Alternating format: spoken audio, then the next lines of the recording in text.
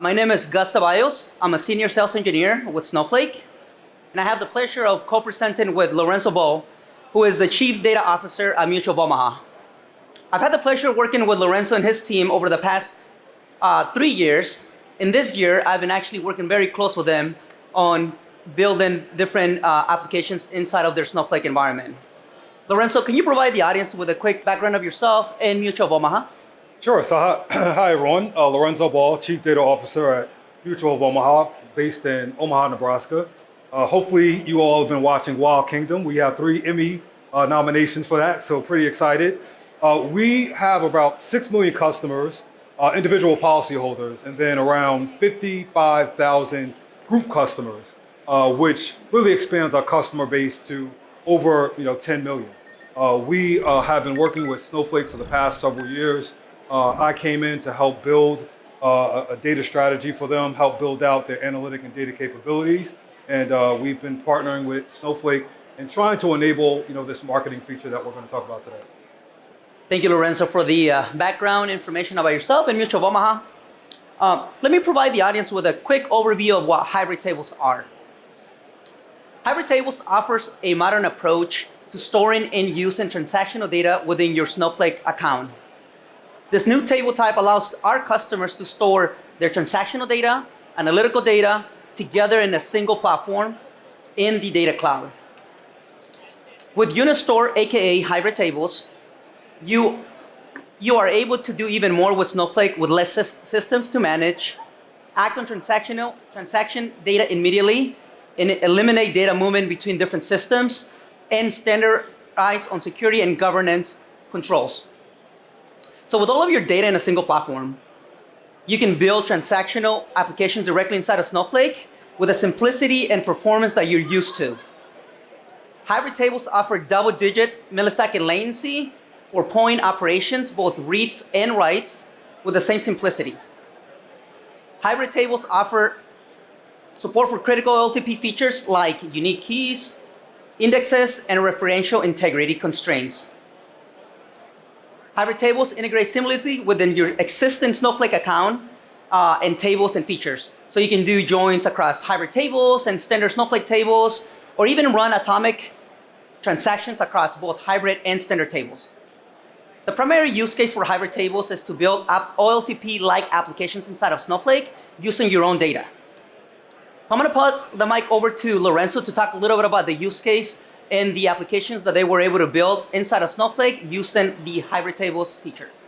We had a pretty tight deadline to actually get off of one of our marketing providers. We had pretty much around 4 to 5 months to make a decision on what we're going to do with getting our customer leads, and then ultimately being able to do some lead management, marketing activities for our customers for different products and services. So we're under a pretty tight constraint. Part of our original solution was a batch-based solution where we had to actually retroactively take data from our marketing provider, run a number of models to understand who do we want to outreach, and then ultimately conduct that actual either experiment or actual engagement from sort of a marketing placement perspective. So as we evaluated what do we want to do in the future, we wanted a lot more real-time activity and access to data to be able to provide to our digital endpoints, our call centers around customer interactions. And so what we did was, one thing, our primary data workloads are on AWS.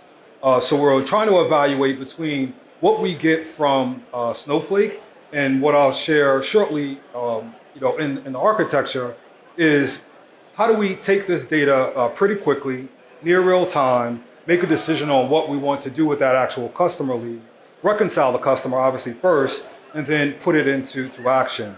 So we're trying to understand how do we run these multiple marketing campaigns on a real-time basis and then actually deploy it. We do probably use around 3 or 4 marketing providers. Can't necessarily disclose the names of them, but as our primary identity management, segmentation, and demographic sort of insight into our customer base. And then we wanted to evaluate these real time, like I said, and then go into action. Now, one thing we did want to do was try to be efficient as possible. So just a little additional context. So while I have a data office, we do have individual segments that have data teams on it, and I support those teams in terms of platform, governance, features, best practices, et cetera. And so when they came to my office to discuss what they wanted to do, we did evaluate, well, what's the best approach, especially leveraging Snowflake's capabilities to do that. And we ran into some questions, some architectural questions and concerns, which I'll address shortly. But the biggest thing, in my mantra is speed to insight. I think a lot of things can happen within a day, within a few hours. So how can we quickly, get access to information to act on it? And so what we decided to do was utilize data sharing resources from Snowflake. So a couple of the marketing providers that we actually contract with had actually data available within Snowflake. So we're able to leverage that and quickly do data sharing so we can get access to that information fairly quickly. Like I mentioned before, prior to that, we were doing batch processes and loading it into some of our RDS tables in AWS, and then doing that work. We were able with the data sharing to now actually act on that information fairly quickly. And then lastly, actually move accuracy up, because a lot of times we would have to retroactively fix data that we got from our marketing providers. So we're able to quickly address those issues, as well as move that data into a place that we can act on it. One thing that we were originally going to do before the hybrid table was made available to us was replicate data back to a transactional store, right? And with that, you deal with ingress and egress costs. You deal with latency that you're moving a large amount of data across certain cloud regions, et cetera. So we were trying to figure out, well, one, that's probably not the right choice. So let's just use some of the tables that already exist in Snowflake. And when we did that, we noticed that there was significant latency in those tables because of the high I/O processing that we had to do. And so it was taking us minutes to hours to take hundreds to thousands of customers and update that information in the standard tables that were made or that were available in Snowflake. And so we did reach out to our partners at Snowflake, and they mentioned this hybrid table solution, which really was the answer to that operational activity that we had to support for reconciliation and then action on that information. So a couple things that were mentioned before, we did realize some significant benefits here. One which I would love to highlight is just the responsiveness of Snowflake to be able to give us this opportunity to use these tables and then really work with us to make sure that we're able to develop it, deploy it in time. I think I mentioned earlier that we only had around 4 to 5 months to get off of this prior marketing platform, or we'll have a significantly increase of cost, by running over our contract terms. But we're able to process data at a speed rate. We're able to process multiple vendors at the same time without running into contention and table locking. We're able to eliminate that replication that I mentioned before, and being able to make copies of data sets for transactional and analytic purposes, which was a positive because there's a cost of doing that, obviously. Also, we're able to start looking at our marketing spend, which was significant. So as we were placing ads on various digital channels, we weren't able to do that in real time. So now we have the ability to see what was sent, what was viewed, and our spend on it to react pretty quickly to deploy our marketing dollars in other places. And then lastly, I think being able to now take this transactional information and then use it for our data integration patterns gave us the ability to now give our APIs, which are accessible through various services, which I'll show, as well as analytical data on both the hybrid tables and the standard tables that we have in Snowflake. So a little bit about the architecture. So one thing I mentioned was the data sharing. So it did give us the ability to access that information fairly quickly. Snowflake gave us the security that we needed to share this information with the provider that we get our marketing leads from, our demographics and segmentation. It is PII information, so there's definitely a level of sensitivity that we deal with as an insurance carrier around that information. But ultimately, we're able to put this into Snowflake. We're able to now put these leads into these tables and then run that reconciliation process real time through various workloads within the hybrid tables. As I mentioned before, some of the things that we wanted to make sure we address is, as we have API calls through our applications in the call center, how can they get access to that information quickly? So as an example, if a customer calls about a product that we show them, a day before or even hours before, the call center rep can be pretty reactive in terms of what was shared with them and respond to that information fairly quickly, where prior that wasn't made available. Equally, as we were working with our provider, so Mutual of Omaha does have a provider and broker base that we work with to sell our products. Their platforms, through our applications, were able to get information about this fairly quickly. So if they got an IUL type policy product that was shared to them, as the customer called a broker, they were able to get access to that information and respond relevant to the ad that they saw. So very near real-time activities to increase the customer engagement and awareness of what's being seen. Also, I mentioned about the campaign analysis. So we do work with a provider for marketing campaigns, and they were able to get access to the information so that we can be more productive and get value opportunities of our marketing campaign. And then lastly, within this, we did have and leverage the Snowflake ecosystem to do this. So I mentioned before, we were moving or thinking about moving data outside of Snowflake to be able to do this work. Now we're able to do it in one place and be able to use the capacity and compute for doing this product.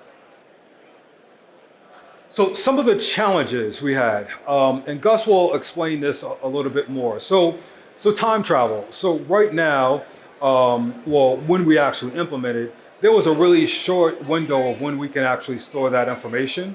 And so when we want to go retroactively look at some historical trends, it made it a little difficult to do because of that cutoff. So we did have to, sort of move data into another place to be able to do some of that historical analysis, for modeling purposes, as an example, in our, machine learning type models.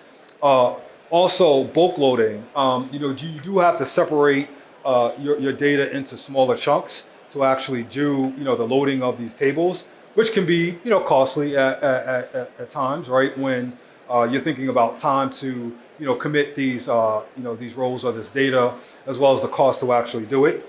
And then indexes. So prior, early on when we did implement this, we did have to, you couldn't actually put indexes on the table. So, we wanted to put indexes on a set of fields because of the data that we know is being actively queried on. You could not make those changes on those tables. You would have to make it on a new table and then copy the data over to actually get those indexes set, which can be pretty costly and time consuming as well. And I know they had a solve for that. But those were some of the challenges that we did early on, or had early on when we implemented the hybrid tables. But now that it's in its current release, I know Snowflake is addressing some of those. So I will pass it over to Gus to talk a little bit about that. Thanks, Lorenzo. Yeah, so just to talk a little bit more about the challenges that they ran into, right? As you guys have been Snowflake customers for quite a while, you guys are probably used to using time travel, which is a great feature that enables you to go back to a certain point in time. That was actually a feature that was not yet available when they started using hybrid tables, time travel on hybrid tables. That's actually now released and it's in public preview. So now Lorenzo's team is able to, without having to move the data around, to be able to go back to a point in time on hybrid tables, they can now take advantage of time travel. Creating indexes, due to the feedback that we got from your team and working with you and a few other clients, that was actually a high priority for our PM team. They wanted to make sure that you don't have to go recreate the table with new indexes, move data around to a new hybrid table. So that's also already fixed. So if you guys start testing with hybrid tables, you want to create an index afterwards, you are able to do that now. Now, you guys will notice, one of the challenges that I think opportunities that are still there is the bulk loading. That is still a key priority for our PM team and our engineering team. They're working to make this a better performing, bulk of loading data more from a bulk load perspective. We expect that to be solved here in the next few months. We got a few minutes. If anybody has any questions, that's all we have for our presentation. What's your retention policy on hybrid tables? How long do you keep data in them? And do you move it eventually to traditional Snowflake tables? So if I heard the question right, what is the retention policy on our hybrid tables? Yeah. So we, as a corporate record, have a retention policy on certain type of activities. So for this one, it is just 12 months for us, where if we do need to archive it off, we can, with purposeful usage to move it into some transactional active state. But for this particular record, it's just 12 months. I have one question here. In the architecture diagram, you showed like the data sharing, data going into hybrid table. So you were doing data sharing to a hybrid table? Yeah, so the data is coming in, and they take it from the data share that they get from their data provider, and they actually do insert that into their hybrid tables. One of the things to kind of go back to your our question, right? So they not only put into hybrid tables, a lot of that data eventually does make it to regular tables. Because one of the key functionalities and features is because you can have both hybrid tables as well as standard Snowflake tables, you're able to run joins together, which means for a lot of those analytical workloads, it can both be hit in both your regular standard Snowflake tables and keep your retention policy there longer than you would historically on more row level storage. Yeah, and just to add to that point, we are primarily using it for transactional purposes, right? So after that 12-month period, from a campaign perspective, we're just looking at it historically and don't necessarily need that transactional feature anymore. So that's why we do it that way. Hi, thanks for the presentation. One question. What did you guys use for the front-end technical languages? Was your front-end written in Angular, React, or Streamlit? Yeah, they use Angular as the front end. They didn't use Streamlit because this particular application does need to hit an API. If it was an internal app, they could have used Streamlit to build the front end for it. But because the application was already built, they just needed the back end. And that's where they came in to use Snowflake, both the hybrid tables and the standard tables. Gotcha. And then the follow-up question to that on the indexes is, when you guys created the application, was there a primary indexes already there with the functionality? Because you said that, on hybrid table, you can impose or enforce the primary keys. So was primary keys the constraint or the secondary indexes were the constraint? It was secondary indexes that was a constraint, but that's been solved for. Thank you. Mm-hmm. Hi, thank you for the presentation. Sorry, I came in a little bit late if this was answered already, but for the API part of the architecture diagram, can you explain, were those API calls being made against the hybrid tables? And if so, how are you achieving, or if you needed to achieve sub-second latency? And was that like another API layer that you built somewhere else? Or was that built entirely in Snowflake as well? It was built somewhere else. So we were looking, not necessarily sub-second latency, but really second response time for the applications. What we don't show here is we do have system APIs and then process APIs. So there is another layer, right, that I didn't show that has access to systems that gets actually fulfilled through process activities. And this one is just the sort of campaign management activity. So Steven here from Morgan Stanley. I have a quick question on the performance for this. Since it's more like combining OLTP and OLAP process, have you ever experienced any performance issues? How are you, what are some best practices that you would suggest to implement? At the beginning, there were some challenges with performance that we had to address from our perspective. Because the feature was in public preview, there were some latency issues that we had to solve for. Now, we were able to actually solve those performance issues while working with engineering, but I can tell you that all of them is sub-millisecond latency right now. Right now, in public preview, it's about 1,000 operations per second. That's our target. But by GA, by the end of the year, the target from our PM and engineering is to be able to do 10,000 operations per second.